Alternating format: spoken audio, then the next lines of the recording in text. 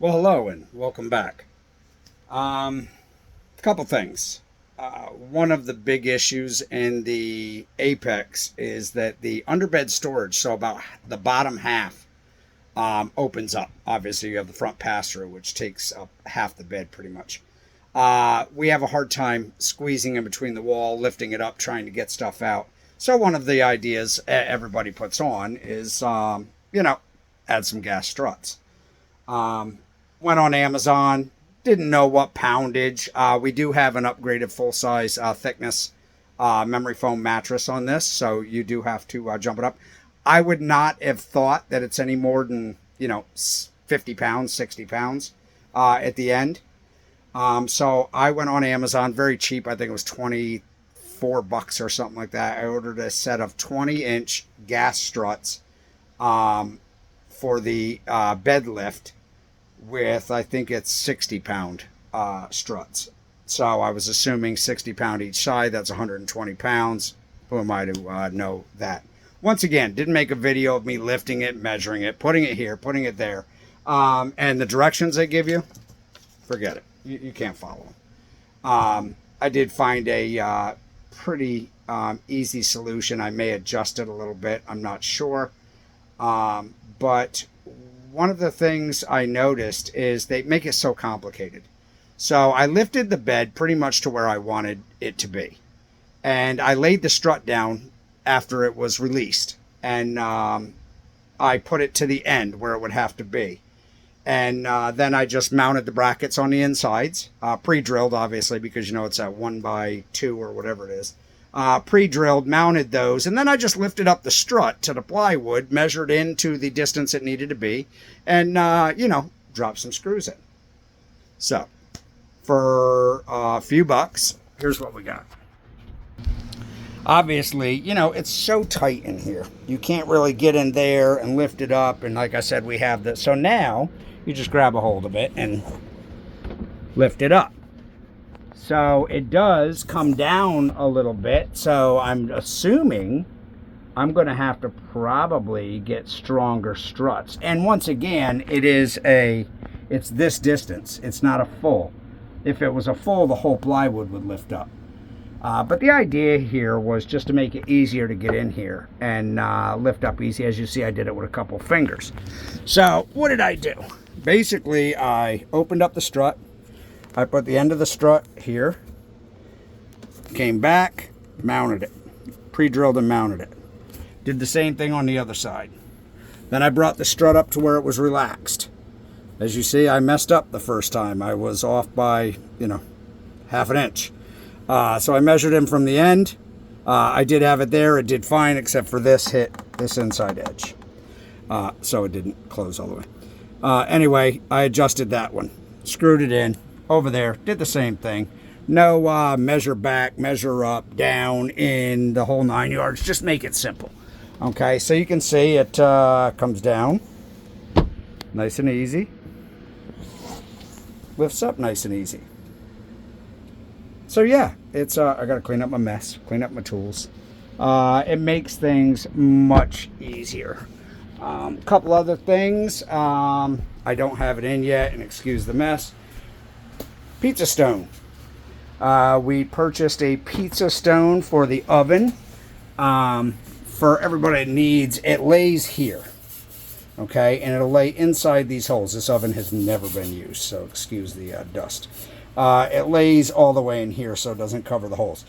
Standard oven, this is a Suburban, 12 by 12. It'll lay inside. Just do not forget when you're traveling to pull it out, because that thing will bounce around and probably break.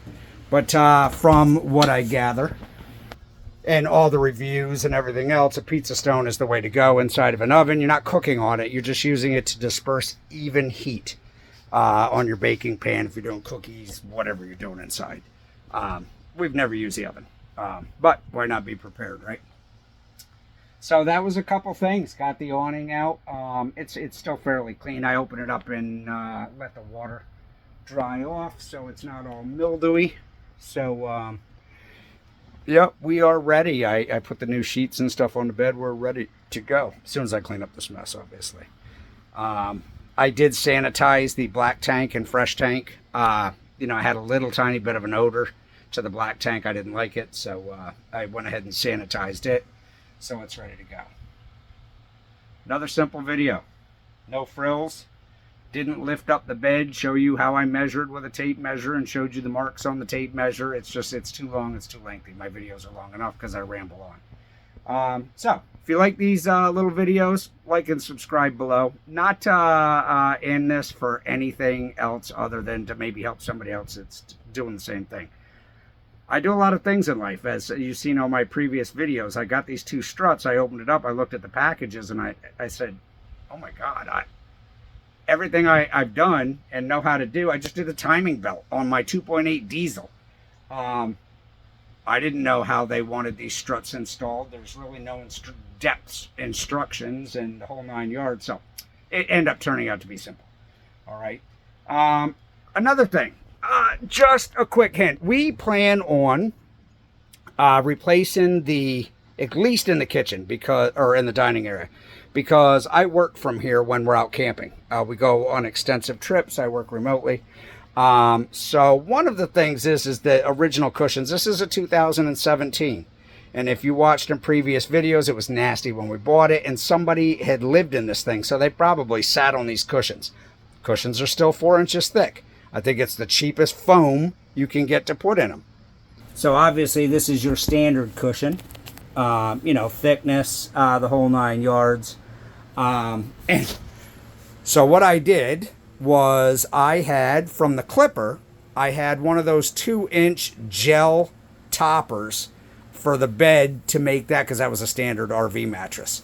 And it's been sitting in the garage, and I was like, you know, what am I going to do with this? And the other day I thought to myself, let me go ahead and figure out the dimensions and size and get at least these bottom cushions, the new foam added to my list, so I get it and cut it. And you know, these unzip and it slides in the whole 9 yards. Then they got this batting, I guess, to smooth out edges. Anyway, thought I would try it since I had the memory foam. I took my seat closest to the refrigerator. I took it into the garage. I unzipped it. I measured the exact, it was 22.5, 4 inches thick by 42 inches long. So I cut a section out, and I opened up the material, and I kind of just slowly shoved in, smoothed out the gel foam, gel topper, and it worked. Didn't really stretch out the material any. I sit on it, I get off, it you know, gels back up. Don't really need to do the back, but this is what it looks like. So obviously that's the side without it. That's the side with it. Not bad. It worked. I did find, so here's your top corner. It's still got play in there. I don't think it's going to stretch or anything. It still fits nice and tight.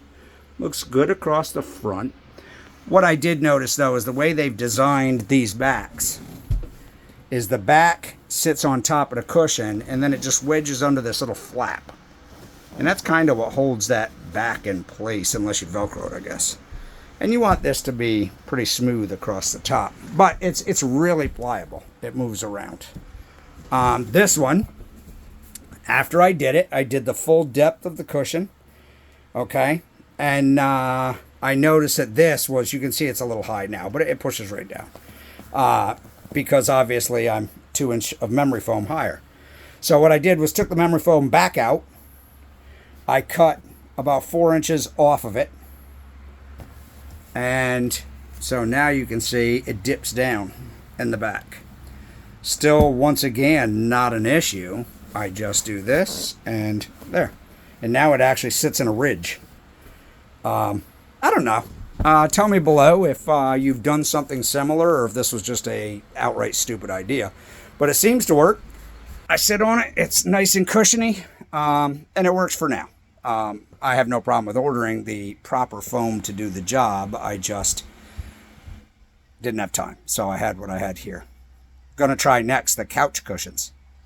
They're horrible. My butt just sinks right down and just collapses it when I sit on it. The springs underneath with the batting, I'm going to cut a piece of this foam topper and I'm going to open up the jackknife couch, and I'm going to wedge it between the factory top and the bottom of the springs. There's a lot, you can push it up easy. There's lots of space in there. And I'm going to add a 2-inch layer to puff up those cushions a little bit. I'll let you know how it works. It doesn't hurt to try. All right, well, happy camping, everybody. It's late in the season. We are into June. We haven't even made one trip yet, so hopefully that comes soon. If you've all watched, you know Donna had her surgery, so it's therapy 3 times a week, the whole 9 yards. So we really can't do much long distance traveling anyway. But hopefully we'll get some trips in this year, and we'll keep you all informed. All right, once again, I already said it, like and subscribe below, and No Frills videos, here they are. Leave me a comment.